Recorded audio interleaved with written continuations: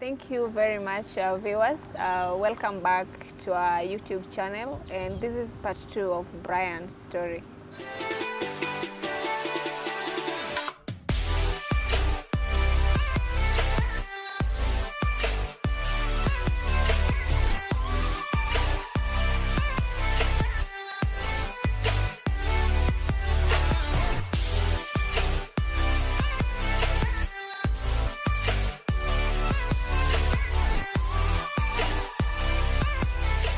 Thank you so much for giving us a brief of what your journey was like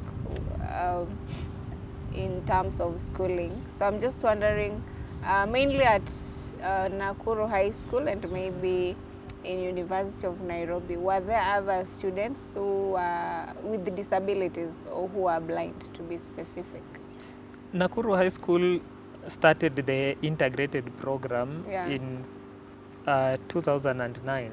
So by the time I was joining, they had students who were blind. So I wasn't the first one. There was the pioneer.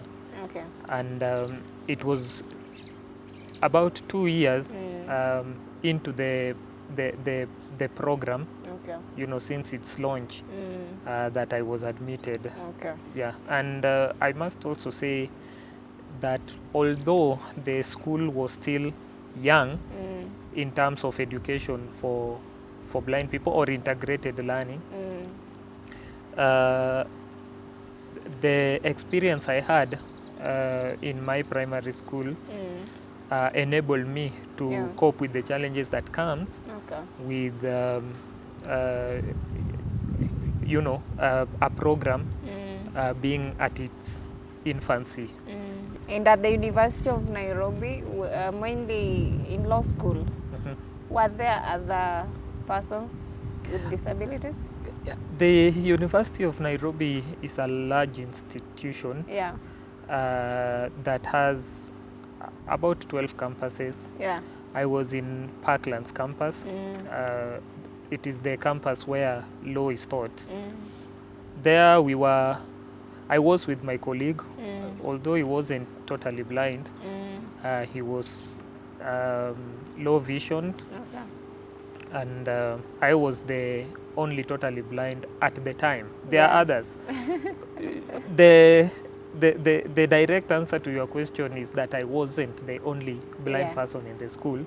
Although during my time in my class I was the only, or myself and my colleague, we were the only blind persons. But the school has had blind people in the past, and they continue to admit blind people. So for Parklands campus, blind people have been admitted. They have gone through there and they continue. That's amazing. And I was just asking because I know for persons with disabilities to reach that that level of education, the universities and even the colleges, they need to open doors and give opportunities to persons with disabilities. Because I mean, it doesn't mean that when I'm on a wheelchair, it interferes with my brain or IQ or something like that. Correct. Yeah, we just need opportunities. Yeah. So, you know, mostly for the parents, even for us, after graduation, we always want to have a place to work, you know, we need to pay bills and all that. Even me, I'm still looking for a job. I've applied for many jobs and, you know, we'll get back to you. And then that's always the answer. I don't know how your experience has been in that field. Nobody is immune to that. Nobody is immune to the kind of experience you're talking about. I have also applied for opportunities. You know, once there is a call for application, I have tendered my applications, you know, in many places. And I have also received, you know, rejection emails. But I was lucky to land an opportunity here at KSB. And for me, I can also say that COVID-19 came with a fair of challenges. Yeah. You know, that was the period where jobs were difficult to find. Companies were laying off staff, so it wasn't it wasn't that easy. It was difficult for everybody, including those who are in employment. Yeah. So maybe that could be an excuse, or that is an excuse most employers would give as to why they don't employ people. But for me personally, given my I don't want to call it career because I haven't started earning from the practice of law. I only graduated with a degree of law, and I'm yet to become an advocate. For one to become an advocate, they have to go through the Kenya School of Law. So being that I am still a student, that one has also limited my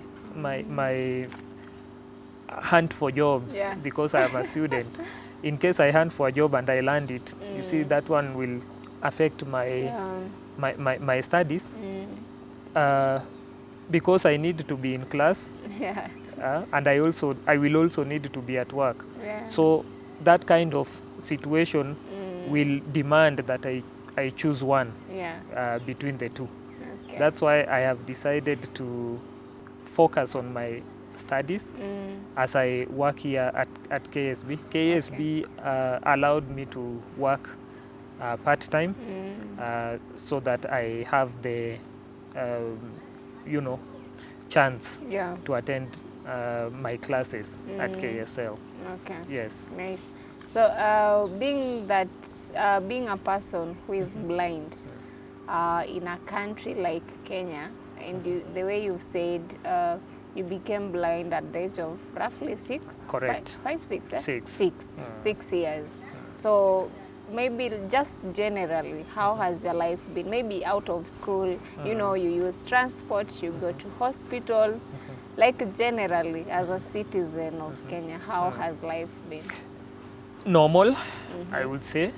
Normal. Life has been normal, but I will call it normal because it is a life I have lived for the longest time, and that is largely courtesy of my view of the society. I believe anybody is capable of giving a helping hand when that is needed. When I come to work, I come alone.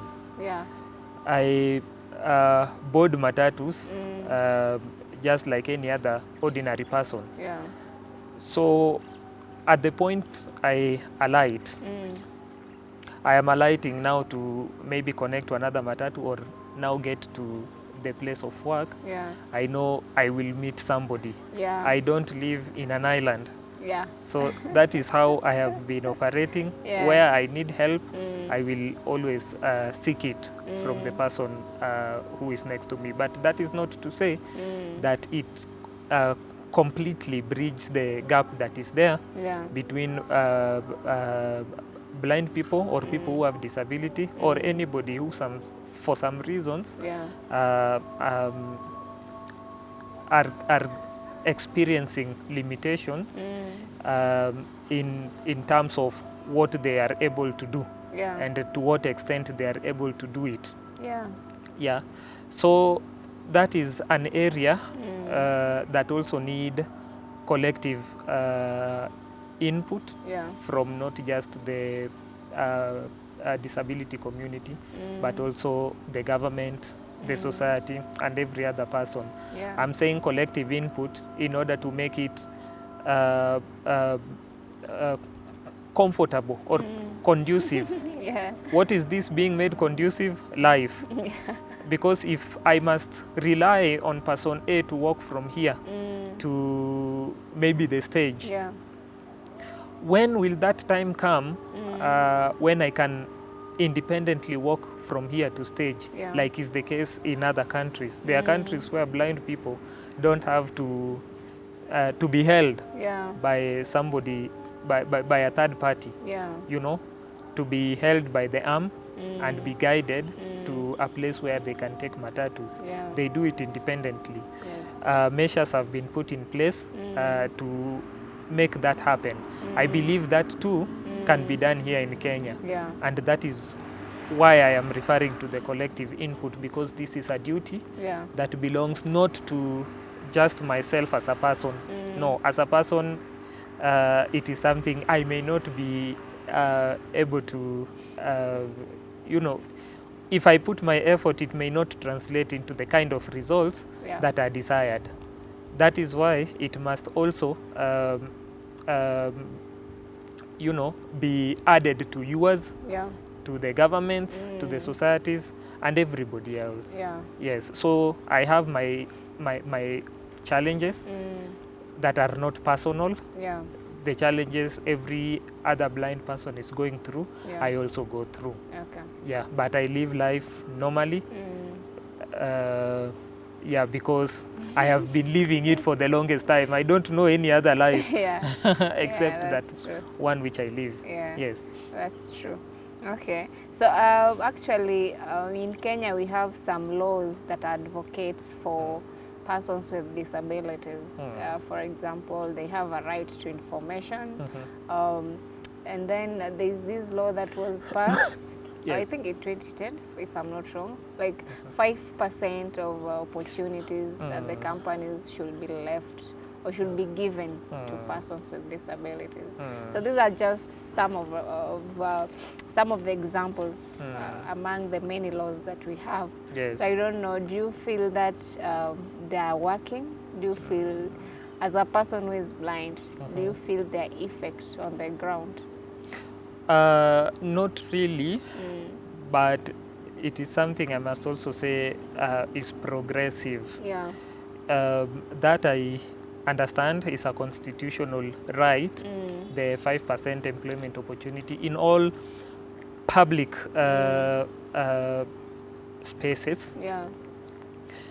And because it is something that was put in the constitution, it has to be implemented. And implementation is progressive. Sometimes facilitation may be required to ensure these rights are implemented. Sometimes you need training of those in the workplace or at the workplace to be able to accommodate you. You also need the area of work to be